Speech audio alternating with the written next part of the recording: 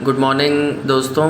ठंड का मौसम स्टार्ट हो चुका है और मौसम में भी हमारे काफ़ी सर्दी रहने लगी है, ठंडी हवाएं चलने लगी हैं। तो इसका एक सोल्यूशन मैं आपको देने वाला हूं और ये सोल्यूशन है कपालभाति प्राणायाम। सुना बहुत लोगों ने है, किया भी बहुत लोगों ने है, लेकिन एक अप्रोच जो होती है कि जिसके साथ हम किसी प्राणायाम को करते हैं वो बहुत इम्पॉर्टेंट है। आपने टेक्निक सीख लिया प्राणायाम का, कर भी सही रहे हो, लेकिन एक अप्रोच के साथ करोगे तो आपको बेटर रिजल्ट्स मिलेंगे।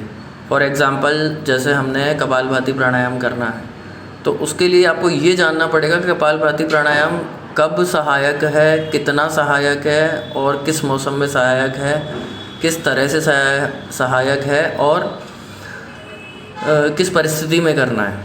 क्योंकि यदि आपकी बॉडी में किसी भी तरह की इंजरी है, किसी तरह की टूट फूट है, तो आप कपालभाति प्राणायाम को अवॉइड कर सकते हैं।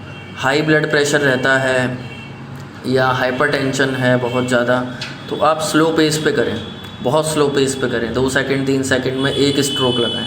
ये चीज़ें कोई ध्यान नहीं देता है, बस किया चालू और बस धड़ धड़ धड़ आपने 1 मिनट में 100 स्ट्रोक कर दिए। वो एक लेवल आपका बिल्ड हो जाता है, तभी कर सकते हैं। कपालभाति प्राणायाम का सिंपल सी टेक्निक है, मैं बता रहा हूँ आपको। जैसे हम ब्रश करके अपना जो माउथ है उससे अपन फ्रेशनेस चेक करते हैं, जैसे टूथपेस्ट की एड में आपने देखा है, बस वही चीज़ आपको थ्रू द नोज़ करनी होती है। इससे बेस्ट कोई टेक्निक नहीं है समझने की। ना किसी पेट को धक्का देना है, ना किसी सांस को धक्का देना है, ना कुछ देना है। कोशिश करो, आपकी बॉडी से आप कुछ नहीं कर रहे हो, जो भी हो रहा है वो ब्रेथ कर रही है। ब्रेथ अपने आप जाएगी, मतलब आपको उसमें एफर्ट नहीं डालना है और झटके से ब्रेथ को छोड़ना है और कोशिश करनी है कि आप थ्रू द नोज़, नाक से ब्रेथ को छोड़ रहे हो, ना कि आप पेट को धक्का दे रहे हो। ये इसकी बेस्ट टेक्निक है समझने के लिए। और पूरी बॉडी को हल्का छोड़ दें, नॉर्मली रिलैक्स सीधा बैठ जाएं। ये बेस्ट टेक्निक होती है कपालभाति प्राणायाम की।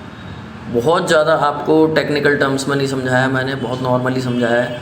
इसको आप कोशिश करें और करते रहें। अब फ़ायदे क्या क्या हैं इसके? सबसे पहले तो सर्दी खांसी जुकाम इसमें फ़ायदा करेगा, हो रही है, लेकिन मैंने कोई दवाई नहीं ली है। मैंने सिर्फ कपालभाति प्राणायाम से ही अपना खांसी ज़ुकाम मेंटेन कर रखा है। मुझे ऐसा कोई दिक्कत भी नहीं आ रही है। गर्म पानी पियो, कपालभाति करो।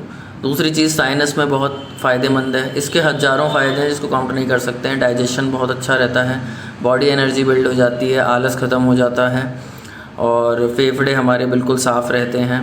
जिन भी लोगों ने पास्ट में बहुत ही कह सकते हैं कि धूम्रपान या इस तरह की चीज़ें की हैं, वो भी अपने आप को वापस से रिजुविनेट कर सकते हैं, वापस से सही कर सकते हैं इस प्राणायाम से।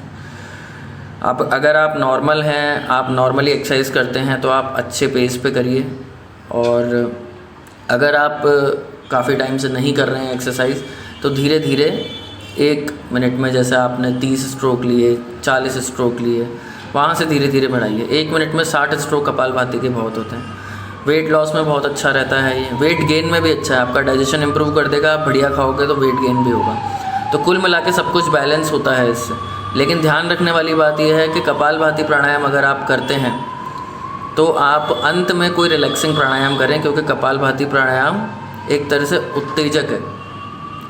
तो उसको आप रिलैक्स करने के लिए या तो कपालभाति के बाद 5 मिनट शवासन में लेट जाएँ, या फिर आप अनुलोम विलोम करें, फिर शवासन में लेट जाएं, या फिर बालासन में बैठ जाएं। ये थोड़ा सा इम्पॉर्टेंट हो जाता है।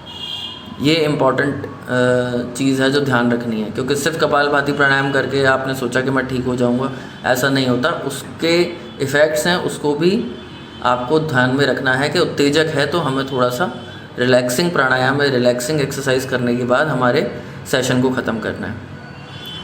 तो ये कपालभाति प्राणायाम हुआ। मैंने इसमें 20 मिनट किया है, मैंने थोड़ा फास्ट फॉरवर्ड करके डाला है यहाँ पर। तो 20 मिनट का सेशन मैं पूरा भी अपलोड कर दूँगा। और 20 मिनट्स में आप अपनी मुद्राएं चेंज कर सकते हैं। आप अपने हस्त मुद्राओं के थ्रू थोड़ा सा मतलब एक चेंज ला सकते हैं। ठीक है, धीरे धीरे फोकस कंसंट्रेशन बैठेगा तो आप सिंगल मुद्रा में पूरे 20 मिनट से 30 मिनट निकाल सकते हैं। इसको ठंड के मौसम में ज़्यादा करें, गर्मी के मौसम में आवश्यकता अनुसार करें। ठीक है दोस्तों, धन्यवाद। Thank you very much. Keep doing pranayama.